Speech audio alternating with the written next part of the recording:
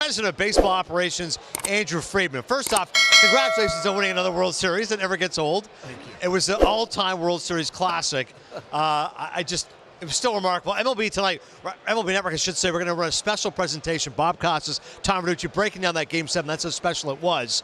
But let's talk about Edwin Diaz first. As Ronnie just said, your team was so strong, modern-day Goliath. You got bullpen, well, go get Diaz. He's the best closer available. What was the thought process there? Yeah, unfortunately, it's hard for us to talk about right now, but we can talk in theory. Sure.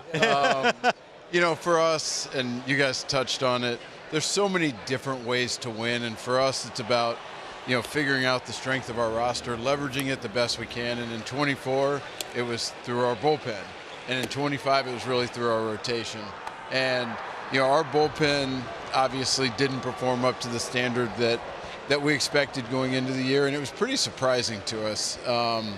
And, you know, every spring training I talk about the thing that keeps me up at night is the bullpen.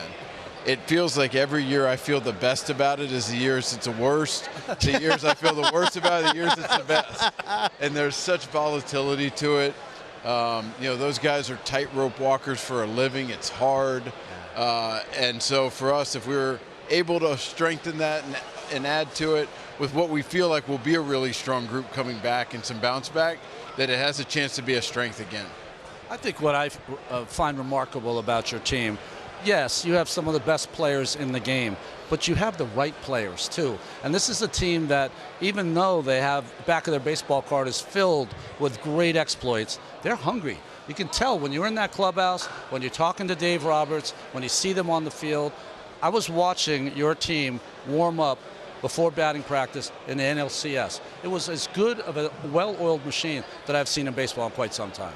Yeah, I mean, that's a big thing for us. And, you know, obviously, you know, those long-term commitments, they're challenging. And it's so important to us to get the right kind of person. The talent is easier to identify, not easy, yeah. But the type of person, the work ethic, how much they care, is really important to us, and I think you can see through our longer-term commitments those guys, and it does. It stands out to me every day watching our star players, their daily routine, how they prepare to go win a baseball game that night, and then looking across the field.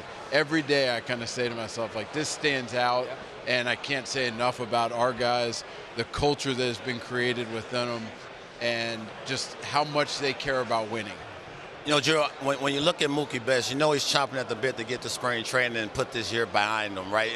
And getting a chance to see him go through from day one, when you went to Japan, not being healthy, not being sick, you know, what do you foresee for him as far as just, is he the everyday shortstop and, you know, moving forward for, you know, for a long time and being healthy and getting to camp the way he's been in the past?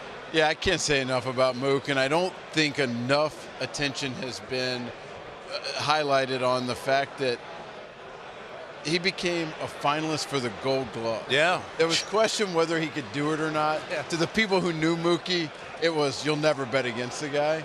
But for him to do that, and he could have very easily won a Gold Glove, and just the way he poured himself into it, obviously getting sick, losing the weight. Yeah. But I don't know if Comeback Player of the Year works for a guy who played last year. But I'll bet on whatever that award is, I'll bet on Mook in 2026. I feel you on that. Well, what's going to be like, you know, Ohtani in the World Baseball Classic, he's such a workhorse, Andrew. It's incredible, his durability. But the fact he'll be in the WBC and then going over to you guys. Yeah, I mean, I think, you know, that the last World Baseball Classic, and watching, you know, before it started, I went over to Miyazaki and watched Team Japan start warming up and start their practice. I was like, oh my God, these arms, incredible. Yeah. And just seeing that whole process play out, and, you know, that final game against the U.S., it was really special. It was fun to watch, and it's not often that I get to watch a baseball game without a real vested interest. To just be a fan and take it in was awesome. He was throwing 100 in March. Yeah. How you do that, Ronnie? No one knows. No one knows. Right? No, nobody knows. I'll tell you, I had the last game I did this year. I did Game 4, the NLCS. Ohtani hits the 3 home runs and 10 strikeouts. I didn't work for 6 weeks. How can you work after a game like that? I hear you. I'd never seen anything like that before, and we were, I think, very easily seeing the greatest all-around player that ever laced it up. That's what I feel as well, and I think in some ways he's underrated. I don't think the human brain can wrap its arms around just how incredible it is that he is so elite at both, in the work and the effort and the fatigue, that just all of it. And it's incredible how gifted and talented he is at both, and the impact he's had for us is immeasurable.